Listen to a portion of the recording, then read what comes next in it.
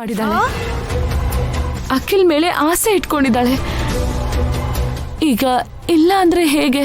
ನನ್ ಮಗಳು ಕೂಡ ಎಷ್ಟೋ ಆಸೆ ಇಟ್ಕೊಂಡಿದ್ದಾಳೆ.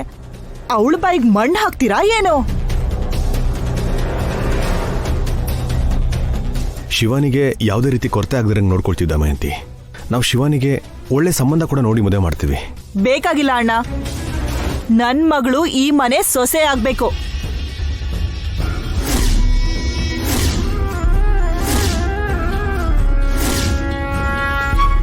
ಅಖಿಲ್ ಹೆಂಡತಿ ಆಗ್ಬೇಕು. ಅಮ್ಮ ಮಾತ್ ಕೊಟ್ಟಿದ್ದಾಳೆ ಅಷ್ಟೇ.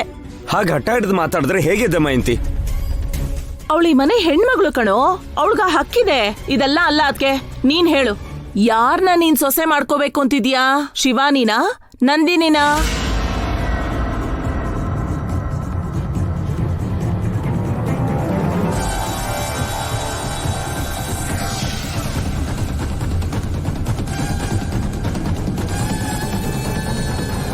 ನನಗೇನ್ ಮಾಡ್ಬೇಕು ಅಂತ ಅರ್ಥ ಆಗ್ತಿಲ್ಲ.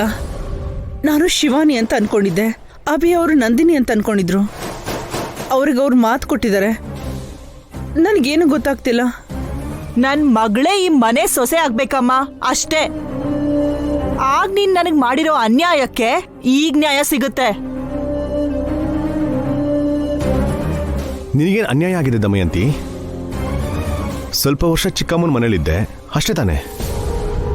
ಚಿಕ್ಕಮ್ಮ ಏನು ಬೇರೆಯವಳಲ್ಲ. ಆದ್ರೆ ನಾನ್ ಈ ಮನೆಯಲ್ಲಿ ಬೇರೆಯೊಳಗೆ ಇದ್ದೀನಿ ಅಣ್ಣ. ಅದಕ್ಕೆ ನನ್ ಮಗಳು ಈ ಮನೆ ಸೊಸೆ ಆಗ್ಬೇಕು. ನಂದಿನಿ ಸೇವೆ ಮಾಡಿದ್ರಿಂದ ಅಖಿಲ್ ಹುಷಾರಾಗಿದ್ದು ದಮಯಂತಿ.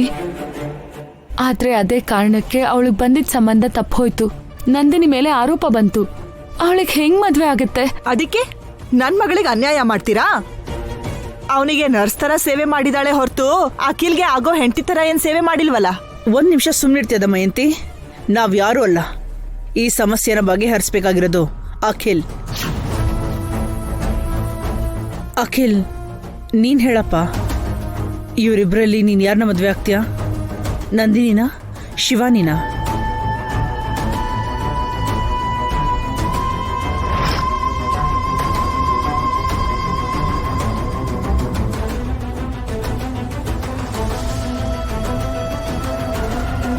ಲೋ ತಮ್ಮಯ್ಯ, ನನ್ ಮಗಳನ್ನೇ ಮದ್ವೆ ಮಾಡ್ಕೋತೀನಿ ಅಂತ ಹೇಳೋ.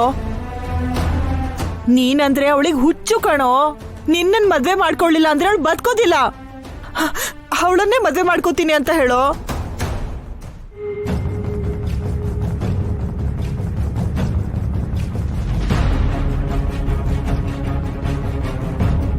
ಹೇಳು ಅಖಿಲ್, ಏನ್ ಮಾಡ್ತಿದೀಯಾ?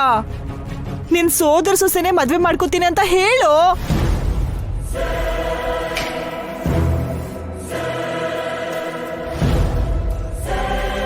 ಸಾರಿ ಅಕ್ಕ, ನಂದಿನಿನ ಮದುವೆ ಮಾಡ್ಕೊ ಅಂತ ಮೊದಲೇ ಅಣ್ಣ ಅತ್ತಿಗೆ ಕೇಳಿದ್ರು.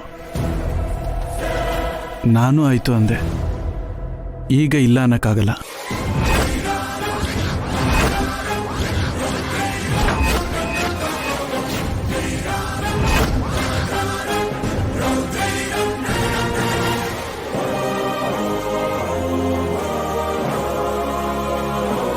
ಮೇಲಾಗಿ ನಂದಿನಿ ನನಗೆ ತುಂಬಾ ಸೇವೆ ಮಾಡಿದ್ದಾಳೆ. ನನ್ನಿಂದ ಸಂಬಂಧ ತಪ್ಪೋಗಿ ಅವಮಾನ ಅನುಭವಿಸಿದಾಳೆ.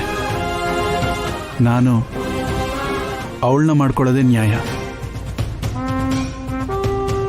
ನನ್ನ ಕ್ಷಮಿಸಕ್ಕ.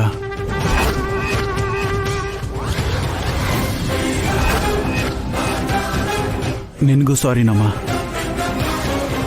ನೀನು ನನಗೆ ಮದುವೆ ಮಾಡ್ಕೊ ಅಂದೆ. ನಂದಿನಿನ ಮಾಡ್ಕೊ ಅಂತ ಅಣ್ಣ ಅದಕ್ಕೆ ಹೇಳಿದ್ರು. ನನ್ನ ನಿರ್ಧಾರ ಹೇಳಿದ್ದೀನಿ. ಇನ್ನು ನಿನ್ನಿಷ್ಟ. ಯಾರನ್ನು ಮಾಡ್ಕೊ ಅಂತೀಯೋ ಅವ್ರನ್ನೇ ಮಾಡ್ಕೋತೀನಿ.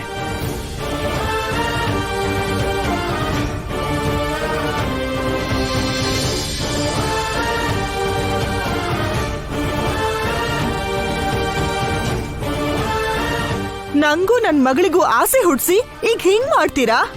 ನಂಬಾಯ್ ಮೇಲೆ ಹೊಡಿತೀರಾ? ಹುಟ್ಟಿದಾಗ ನನಗ ಅನ್ಯಾಯ ಮಾಡಿದ್ರಿ. ಮದ್ವೆ ವಿಷಯ ಬಂದಿದ ತಕ್ಷಣ ನನ್ ಮಗಳಿಗೆ ಅನ್ಯಾಯ ಮಾಡ್ತಿದ್ದೀರಾ?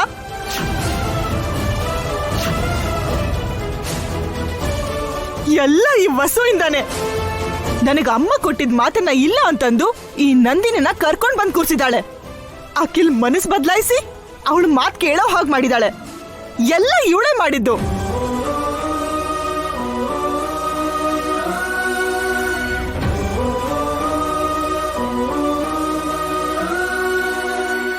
ದಮಯಂತಿ, ಸುಮ್ನೆ ಹೊಸವ್ರ ಮೇಲೆ ಆರೋಪ ಮಾಡಕ್ ಹೋಗ್ಬೇಡ. ನೀನು ಶಿವಾನಿ ಬಗ್ಗೆ ನೀನು ನಮ್ಮ ಮೊದಲೇ ಹೇಳಿಲ್ಲ. ನಾವು ಮೊದಲಿಂದಾನು ನಂದಿನಿ ಅಂತಾನೆ ಅನ್ಕೊಂಡಿದ್ವಿ. ನೀವು ಕೂಡ ಆ ಮಾತನ್ನ ಮೊದಲು ನಿಮ್ಮಮ್ಮನ ಹತ್ರ ಹೇಳಿಲ್ವಲ್ಲೋ ಅಭಿ? ಹಠಾತ್ ಆಗಿ ನಂದಿನಿನ್ ಕರ್ಕೊಂಡ್ ಬಂದು ಕೂರ್ಸಿದ್ರಿ. ಎಲ್ರ ಮುಂದೆ ನಿಮ್ಮಮ್ಮನ್ ಮರ್ಯಾದೆಗೆ ಧಕ್ಕೆ ತಂದ್ರಿ.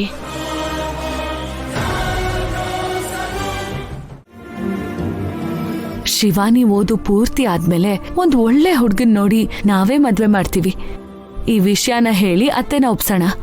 ಇದೆಷ್ಟು ಈಸಿಯಾಗಿ ಸಾಲ್ವ್ ಆಗುತ್ತೆ ಅಂತ ನನಗನ್ನಿಸ್ತಿಲ್ಲ. ಅದಕ್ಕೆ ಅನಾವಶ್ಯಕವಾಗಿ ದಮಯಂತಿ ಅಕ್ಕ ನಿಮ್ಮ ಮೇಲೆ ದ್ವೇಷ ಬೆಳೆಸ್ಕೋತಾಳೆ.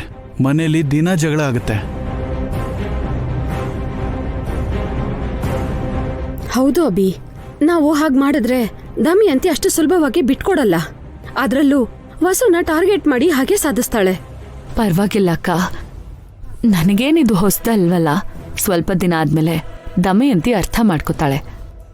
ಅಮ್ಮ ಅರ್ಥ ಮಾಡ್ಕೊಂಡ್ರೆ ಆಮೇಲೆ ಹೇಗಾದ್ರೂ ಮಾಡಿ ದಮಯಂತಿನ ತಡಿಬೋದು.